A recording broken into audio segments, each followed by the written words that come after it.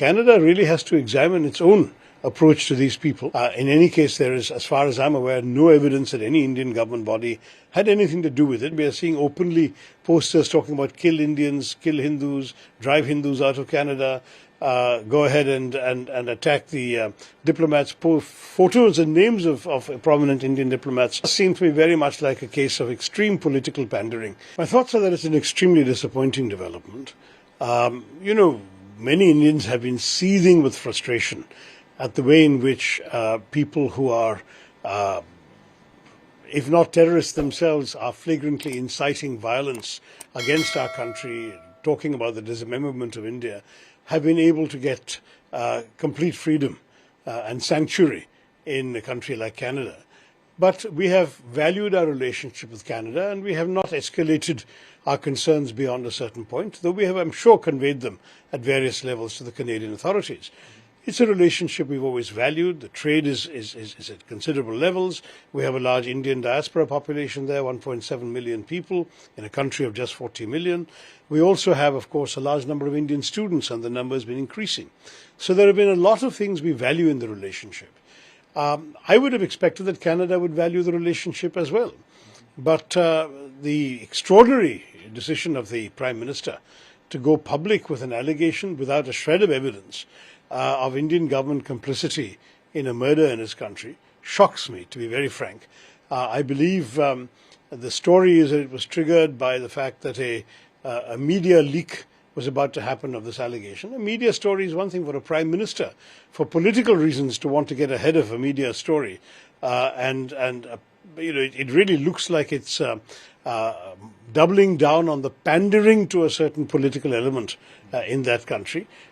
We know the government is dependent upon certain support, and perhaps this is why they needed to do that. They have elections also coming up very soon.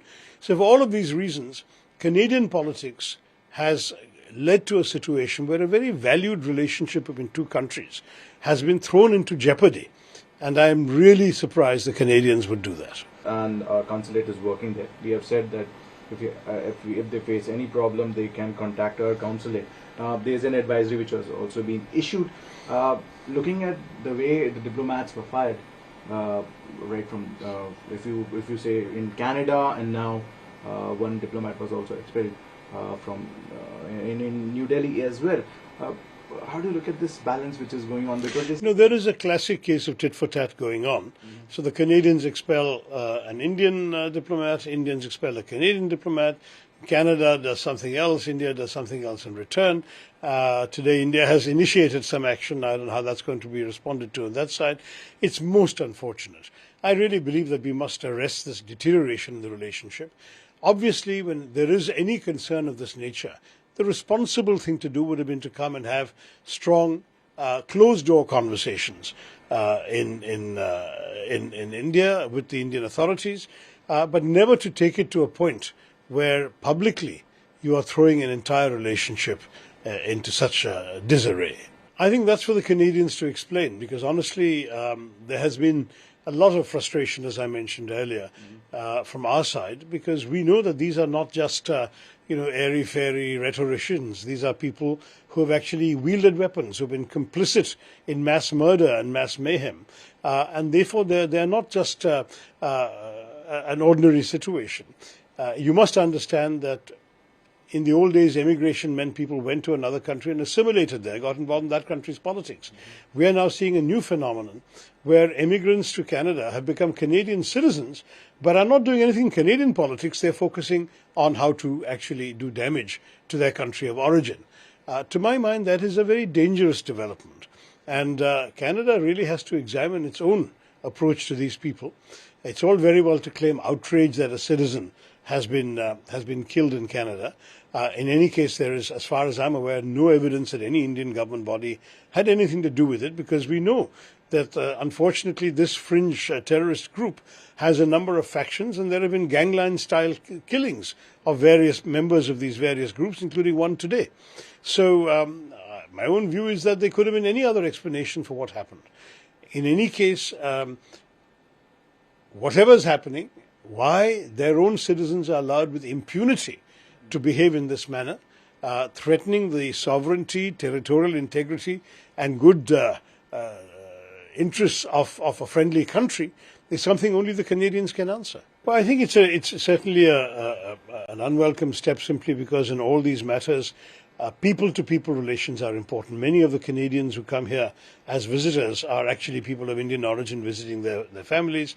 Don't forget that 99% of the Indians in Canada and the Sikhs in Canada are completely normal, innocent people with no interest in this kind of violence or fomenting of violence. So they will also be hurt by this, as well as regular Canadian tourists who would be a valuable source of revenue for our hotels and so on. So I think it's unfortunate that it's come to this matter, but I can understand the concern that the Indian government feels that if in the process of processing visas, you're vulnerable to attack by these irresponsible elements whom Canada is not able to protect you against, then it becomes a problem. I think if Canada had taken a robust approach, saying that they will look after the security of diplomats stationed in their country, it would have been a different story. But unfortunately, we are seeing openly posters talking about kill Indians, kill Hindus, drive Hindus out of Canada, go ahead and attack the diplomats. Photos and names of prominent Indian diplomats have been shown at rallies. There was a rally in which the assassination of Indira Gandhi was depicted in gory detail as if it's something to be celebrated. And all of this has been functioning in Canada in the name of free speech. I find that very strange and very difficult to understand. Certainly, I can assure you that in our country, no foreign elements would be allowed to threaten diplomats of another country or another country's territorial integrity without very severe action being taken by the government of India. And therefore, we are reasonably within our rights to expect the same thing from the Canadians. I don't want to now start giving commentary on the words of an Indian state spokesman. I'm sure that the government would have thought about the implications of such a statement before making it. It does seem, to be very honest, to be a sort of slap in the face for a country that till very recently anyway we had good relations with. I hope that we can arrest this deterioration. I hope we can rebuild the relationship again. Certainly getting this particular present-day problem off the table as quickly as possible is indispensable, but on that the ball is very much in the Canadians' court. They have to share with the Indians what is the basis for their suspicion. And then India should decide what action to be taken. What is so ironic about all this is, between two friendly countries, let us argue, for argument's sake. I mean, I think this could have been a gangland killing between different Khalistani factions, but if for argument's sake, somebody associated with the Indian government had actually done this, what is the right thing to do? The right thing to do would be for the Canadians to meet with the Indians behind closed doors, say this is the evidence we've got, one of your chaps or an agent or whatever it is that was involved, and it's a terrible thing you've done because you've really infringed on our sovereignty. This is not acceptable to us in future. But, whatever action is to be taken, quietly withdraw the people who gave these orders from our country, and we will forget about it, but we will not let you understand. We want you to understand that we don't appreciate that kind of language. I mean, frankly, these things happen between countries, I'm sure. And from my experience, you can deliver tough messages in private, but the moment you go public, you create a situation that inevitably will provoke a backlash. And I'm really surprised that a government would do a thing like this. A prime minister, no less, would do a thing like this. And it does seem to me very much like a case of extreme political pandering to certain interests in Canada associated with his party. And I think that's not the way you treat a friendly government without being paying any heed to the diplomatic consequences thereof. Look, we have been advocating a women's reservation bill. We passed one, as you know, in 2010 in the Rajya Sabha. It would have been the easiest thing in the world for the government to just retrieve that text and pass it again. But what they've chosen to do is to amend the text in such a way as to introduce two new conditions. One is a census, and as you know, the 2021 census didn't take place, and they have still not announced a new date for the census. Then secondly, a delimitation, which will only follow from a census.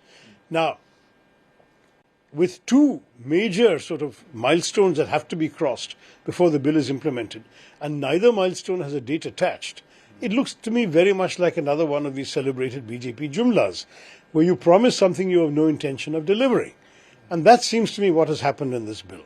So it was striking that even parties that had objected in the past to this bill, voted along with it now, and with the sole exception of one party of two MPs, we have had an enormous unanimity amongst the Lok Sabha members yesterday, and I'm sure we'll see something similar in the Rajya Sabha today.